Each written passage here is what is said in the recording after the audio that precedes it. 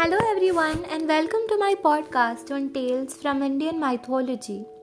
In the first episode, we will be talking about how two dynasties that we commonly hear about in stories in Indian mythology, Suryavansh and Chandravansh, came into place. Those of you familiar with the epics, the Ramayana and the Mahabharata would already be aware that Lord Ram and all of his ancestors are Suryavanshis, or simply put, the descendants of the firstborn son of Deva Surya. The Pandavas and the Kauravas, on the other hand, are Chandravanshis, or in other words, the descendants of the firstborn son of Deva Chandra. In this episode, we will get into the story of how it all began.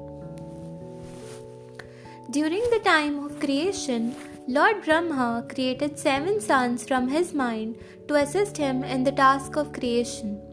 These 7 mind-born sons were called the Saptarishis. Rishi Marichi was one amongst them. He had a son named Kashyapa, who was an illustrious sage himself. Rishi Kashyapa married the 13 daughters of Daksha Prajapati. One amongst them was Aditi.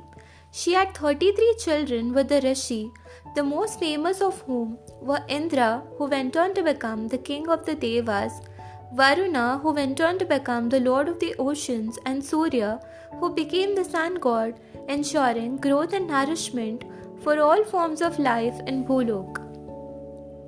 Surya resided in a land specially allocated to him called Suryalok. He had a magical chariot driven by 7 horses. His charioteer, Aruna, was incidentally his half-brother, the son of his stepmother Vinata. Now Vinata too had another son, Garuda, the Vahana of Lord Vishnu. Apart from Vinata, the more famous among Surya's stepmothers were Diti, the mother of the Asuras, and Katru, the mother of the Nagas. We shall talk about them in subsequent stories. For now, we will be focusing on the story of Deva Surya. Surya got married to Sanjana, the daughter of the architect of the Devas, Vishwakarma.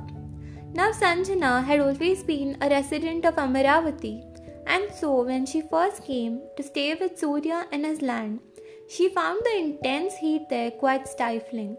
But as she was completely enamored with her husband, she tried her best to tolerate it. In the years that followed, she gave birth to 3 children, Vaivasvata Manu, who went on to reign over the land of the Manavs, Yama, who went on to become the lord of death, and Yamuna, who became a river goddess.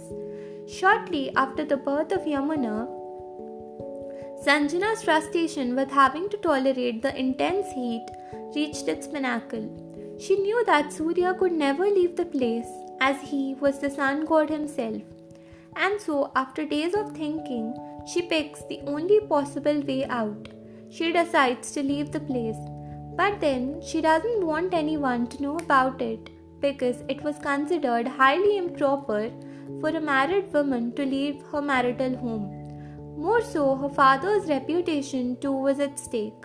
And so, she created a clone out of her own shadow and named her Chaya. She then instructs Chaya to take her place and to look after her children in her absence. Chaya agrees to the same and Sanjana leaves. Surya fails to make out the difference as Chaya is an exact look-alike of Sanjana. Blissfully unaware, he goes on with his life with her. Now, in the beginning, Chaya does make good of her promise and looks after Sanjana's children well, but only up till the point where she has her own children. She has 3 children of her own, Savarni Manu, Shani, who becomes one of the Navagrahas, and Tapti, who becomes a river goddess. She then starts favoring her own children over Sanjana's, even ill-treating them at times. One day, Yama protests about the same and is particularly disrespectful to her. Chaya fumes about the same and immediately curses Yama, causing his leg to become infested with worms. Surya, who witnesses this, is shocked because a mother, no matter how angry with her child, would never curse him that way. He suspects that something is amiss and accosts Chaya. Left with no choice, Chaya then reveals the truth about Sanjana's deed. Surya is bewildered when he learns the truth. However, he only considers Sanjana to be his true love, and so he goes off in search of her. In the meantime, Sanjana too, who had eventually come to repent her deed, begins to perform a penance in the forest to be reunited with her husband. And luckily enough for her, Surya finds her and the two are reunited in the end. They also go on to have 3 more children, Revanta and the twin Ashwini Devas, who become the physicians of the Devas in Amaravati. With this, I will be ending the first episode of my podcast. In the second episode, I will narrate the story of Surya Deva's firstborn son, Vaivasvata Manu, who was incidentally the progenitor of both the dynasties that I talked about, Suryavansh through his son Ikshvaku and Chandravansh through his daughter Ila, who married the son of Deva Chandra. I will talk all about that in the next episode. Thank you for listening and hope to see you all in the next episode.